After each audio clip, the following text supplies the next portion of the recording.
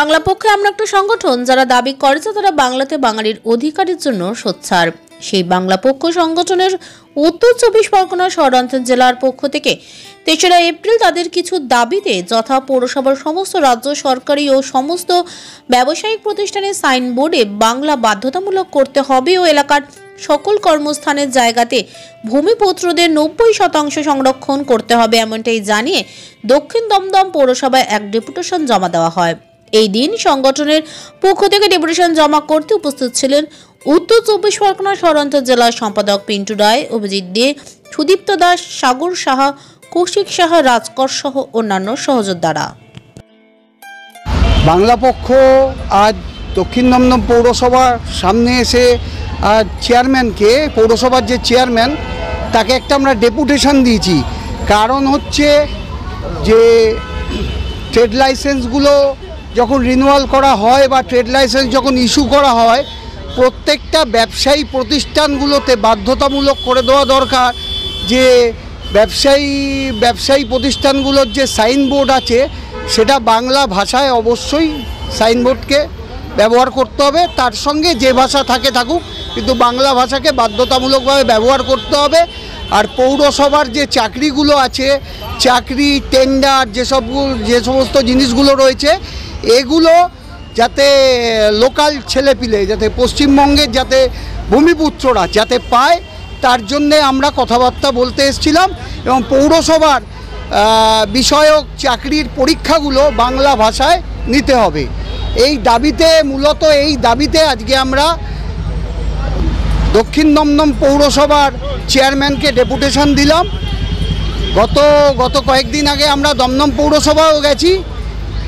আগামী দিনগুলোতে এই উত্তর 24 পরগনা শহরাঞ্চলে যত পৌরসভা আছে, প্রত্যেকটা পৌরসভায় একই দাবি নিয়ে বাংলা পক্ষ পৌরসভাগুলোতে পৌঁছবে।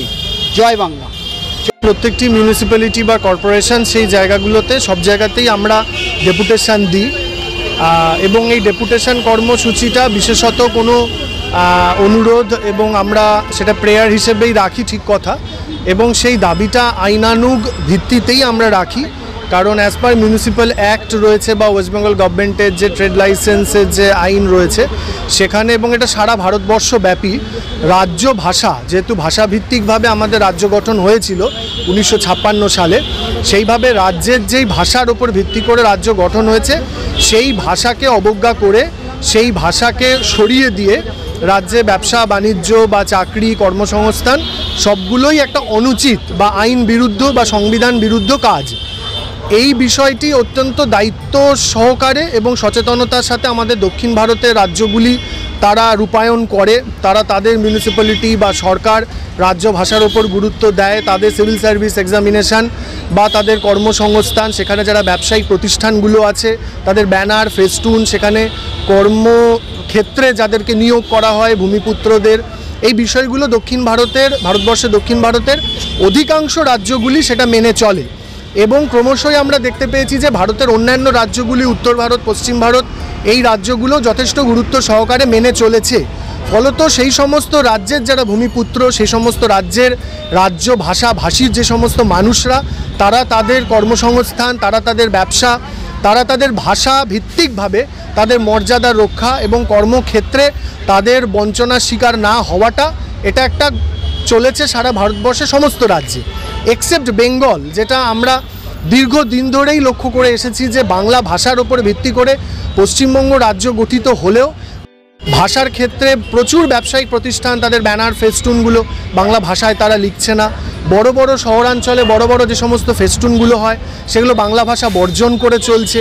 তো এইটা হওয়া উচিত নয় বা সংবিধান বিরুদ্ধ নিয়ম বিরুদ্ধ হিসেবে বিবেচিত হয়।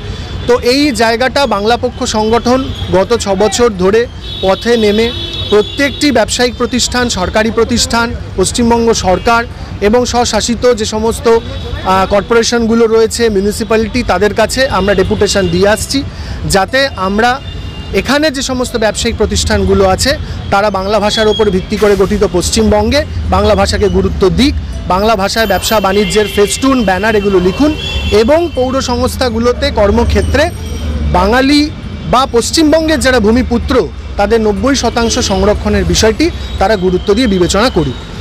যে অনেক ব্যবসায়িক প্রতিষ্ঠান তাদের সাইনবোর্ড থেকে শুরু করে তাদের ব্যবসায়িক যে কর্মসূচি, তারা যে কার্যকলাপ করে, সেখানে তারা বাংলা ভাষাটাকে ইউজ করে না। তাদের হয়তো প্রয়োজন মনে করে না যে তাদের যে নিজস্ব যে ভাষা আছে,